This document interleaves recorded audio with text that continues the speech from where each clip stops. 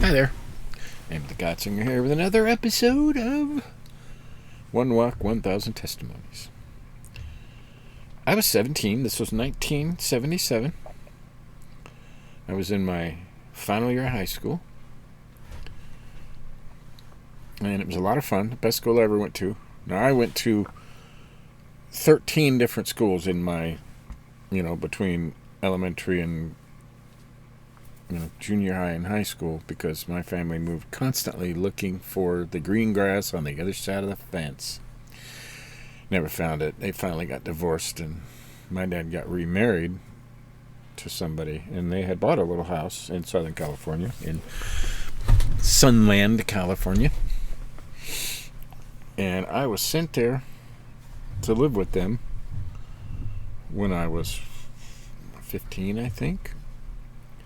Which was interesting. I was 15 and my brother was 14, and we were living in Ohio with my mother and her boyfriend. And this guy was a real piece of work, man. He's just amazingly mean person, but she just was crazy about him. I was working at, 15, lied my age, said I was 17, and my brother lied his age, said he was 16, so we could work. And we would work, this was in 70, 75, 76. We lived in Hilliard, Ohio, and would work in Dublin, Ohio, which is about probably 10, 12 miles away. And we would have to take the school bus in the morning. And from the school bus, we would have to hitchhike the 12 miles from Hilliard to Dublin. And we worked at this place. It was ITT, one of the ITT buildings. And we worked as night janitors, because we lied our age, and they hired lots of kids. We were, cleaning floors and bathrooms and, offices and emptying garbage, stuff like that. And we would hitchhike out there because my mom refused to take us. She just wouldn't. We would hitchhike out there and then work until, like 3 to 9 or something like that. And then we didn't have a way home. We would always call my mom, can you come get us? No, it's too far. It's dark. It's night. Nope, I can't come get you. She just wouldn't do it. And a lot of times, one of the night guards got off at midnight, and we would wait till midnight. We would just hang around there until midnight, and he would go us a ride home. And this went on for quite a while. When we got paid, they would get together, and my mom and her boyfriend, I would get to keep 10% of my paycheck, which usually amounted to about $7 or $8, which wasn't a lot. And with that, I had to buy my own school supplies and everything, because they were just taking the money. It was an awful situation.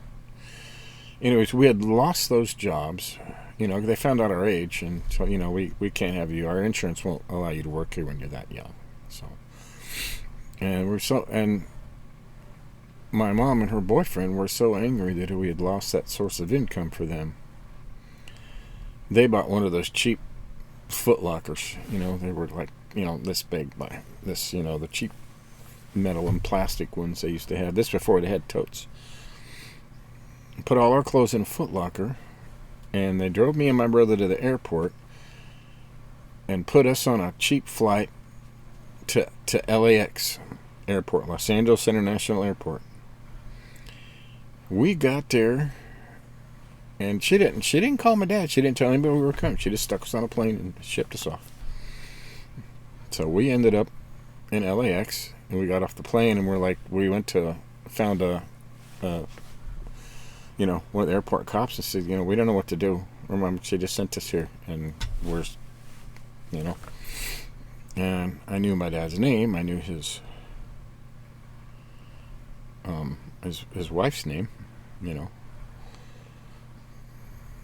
So they started looking around, and back then in 75 they had you could get an unlisted phone number, and they had an unlisted phone number, and even the cops can't get that number. So what they did was they ran my stepmother's name.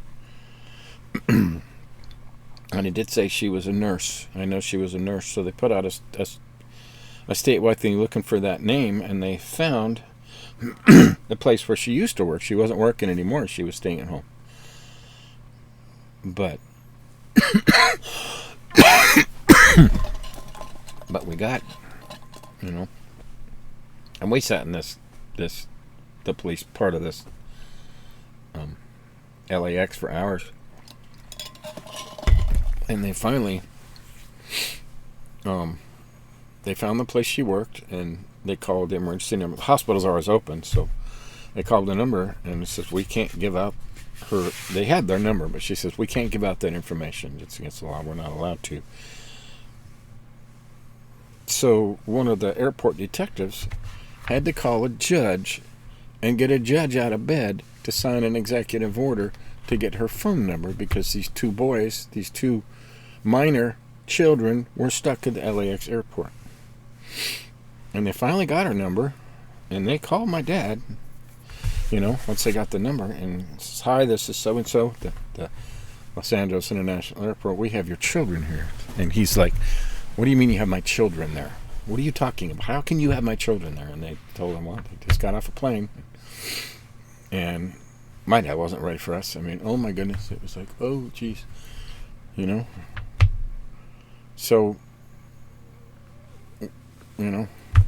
he said, all right. So he came down in his work truck, He drove all the way to LAX. And that's a drive from Southern California. I mean, you're talking freeways and, a good hour and a half drive, going to the thing. And my stepmother was none too happy about two teenage boys showing up at her house. They had a little house.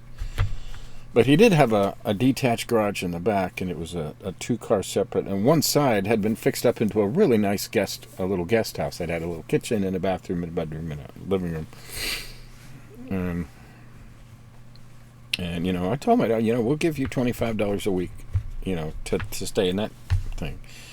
And, and we did. I mean, for most of the time, I got a job and I worked, and I gave him $25 a week, which is a good back then, So we kind of paid our own way, but we stayed in a nice place. He signed us up for school, and we went to school, and he used to give us a ride. He worked in one of those lube centers. He was the manager of this one of those lube pit, things, 10-minute lube centers. He didn't make a lot of money, made next to no money. And, times were lean.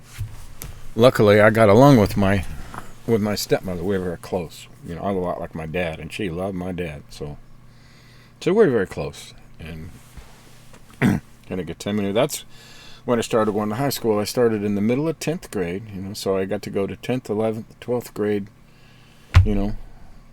best years of my life, and it was wonderful. Met good friends, good church, and lots of great youth groups, and I was in some bands, and I was singing, and it was a good time.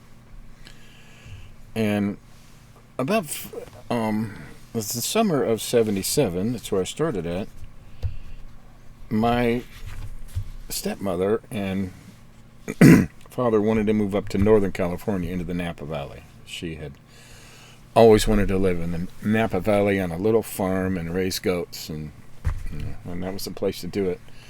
So they put their house up for sale, about in the fall of 77,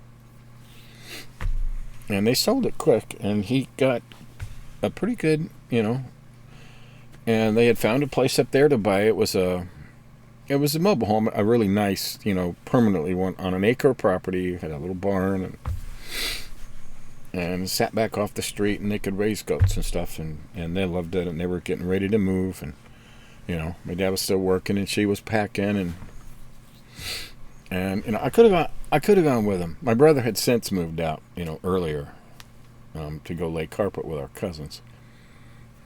So it was just me, and she had a younger son too. He was a nice kid, and they were packing, and they kept saying, "Are you going to go with us or not?" Because the house sold in February. It was sold right around January. It was closing in February, and I just turned 18. So I could be on my own. I didn't have the money for that. And my dad, he had gotten a nice profit from this house he had bought, and he made a deal. He said, "I'll do one of two things. I can only afford to do one for you. I will rent you a place to live, or I will buy you a car. My dad was a mechanic, so used cars were not a problem. And you got to understand, being in the LA area, you can't survive in the LA area, in the foothills, north of LA. You can't survive without a car. In LA, you just have to have a car. You're not going to get anywhere if you don't have a car. So I said, well, give me a car. And I had already had my eye on this really nice station wagon. I loved station wagons at the time. And it was a great big thing with all the bells and whistles. And I had already gotten on a dare. Somebody gave it to my dad as a parts car because he couldn't get the title for it. And I said, and man, this is a beautiful car. And I said, man, Dad, if I can get the title for it, will you give me that car? He goes, you ain't going to have them, but yeah, you get the title, I'll give you that car. So my girlfriend and I, we started going to the records offices. There was no computer in 77, so you couldn't just look it up on the internet. We started going to the records offices and searching through the records for this car. It hadn't been registered for 4 or 5 years. And, it took us a couple of weeks of searching all different offices and, looking at old registrations in the glove box and stuff like that. But we found the last registered owner of this car, and it was a retired cop that lived down in L.A. And we called him and went down there, and he didn't want to sign it because I don't know where that car's at. I'm not signing it because, but we finally won him over. The car's there. It's in good shape. It's never been stolen or anything. And we got him to sign the title over to us. And I went to my dad and I said, Dad, I own this car. And it blew him away. He goes, man, I didn't think he could do that. That's crazy. But anyways, it didn't work. I mean, it was an absolutely gorgeous car, but it didn't have a reverse in it. The transmission was out. So it had been sitting at his shop. And, that's when he made the offer. I will rent you a house or I will fix that car for you. I will take it down to Ampco Transmission Center and have him fix it up. And I think it cost him about $750 to fix that car. But he fixed the car, and they moved, in February. And for a couple of weeks, I slept in that car. I did. My girlfriend at the time had very understanding parents, and he had a camper, one of the old cab-over campers that sat on top of a pickup truck. He had it sitting on jacks in his driveway. And it had a nice little kitchenette and a bed and, and everything. And it didn't have a bathroom in it, but I wouldn't use the bathroom there anyways. But my girlfriend and I talked to our parents into letting me stay in that camper. And so I lived in his camper. I mean, I was driving my car. I was working at a Newberry's department store, which was the predecessor. Today they're called Dollar Generals and stuff. Back then they were called 5, 10, and 25-cent stores, and they were a lot bigger. I mean, they had departments and escalators, and they were big, and they had the restaurants in them. And I was the assistant manager, one of those, so I was doing pretty good. And still going to school.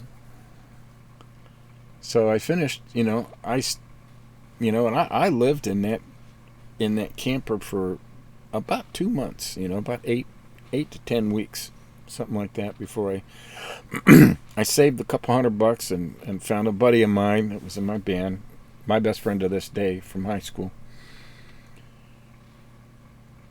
And we found this little place together, found this little tiny place to rent together. It was a duplex that sat behind another house. It was a nice place. It had 2 bedrooms, bath, kitchen, living room, a little yard. And it was $212 a month, first and last. So we saved up the money, and we rented this place. And I lived in that duplex for a long time, until I got married, as a matter of fact. And, so I finished school, graduated. And this school was fun. I mean, it was Verdugo Hills High School in Tahunga, California. And the year I graduated, in 77, 78, was the year they were making a movie there called Corvette Summer. And it starred Mark Hamill And right then, he was right in the middle of the whole Star Wars thing, because the first Star Wars came out in like 74, and this was like 77, 78, and, so there was lots of stars running around and movie sets and extras, and we got to, walk across and do the movies and, talk to Mark Hamill, who would eat lunch with us, and, some of the stars of the show.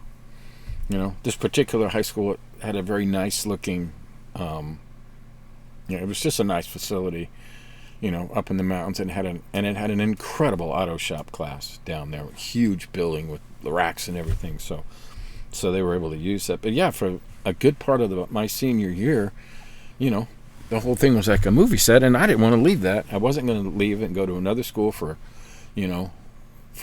one semester in a totally different place, and I just wouldn't do it. So I stayed along, and they moved and left me, and that's when I stayed in the camper and found the house. And I had one aunt that lived in Glendale, a great aunt, and that she helped me out when she could. I mean, she was well off, so. But I graduated,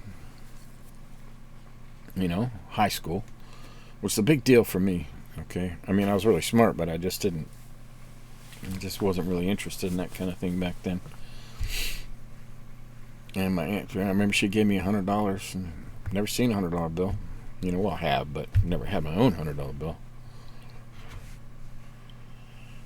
And yeah, that was the start of the life. And I just, went to work and, joined bands and went to the church. But, God saw me through all of that.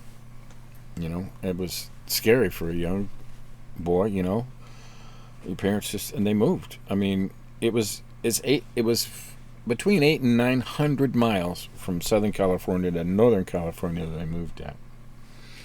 And my girlfriend and after we were married, I mean, we used to go up and visit them and had a good time, and there wasn't any hard feelings. I mean, they offered to take me with them, and give me my own room and let me finish school and everything, but I really wanted to stay and, and be in the same school where my friends were there and my church was there. But God saw me through that. I mean, I could have been homeless, but I never was. So, and I could look back on it now. Finally, those were good times. I remember when I was staying in the camper, my girlfriend would come out early in the morning and come in and bring me a cup of hot coffee, and we would sit and talk, and never did anything stupid or anything, but because I didn't want to upset her parents. Her parents were very, I don't want to say prudish, but they were older parents when she was born. So she would bring me coffee, and I could use their bathroom, after he went to work, and that was fun, I'd much rather have my own place. That was more fun, having my own place. But yeah, God was there the whole time,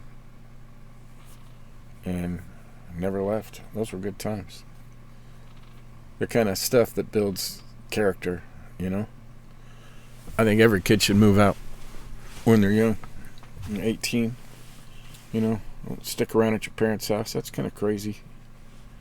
I realize some people need to, and today it's terrible today, the way they have all these crazy kids living with their parents till they're in their 40s and stuff. That's nuts. But times are what they are. But yeah, that was me. My time as a homeless person. But I had a home. I always had a home. God was always there with me. But I'll talk to you next time. Love God. Keep your coffee warm.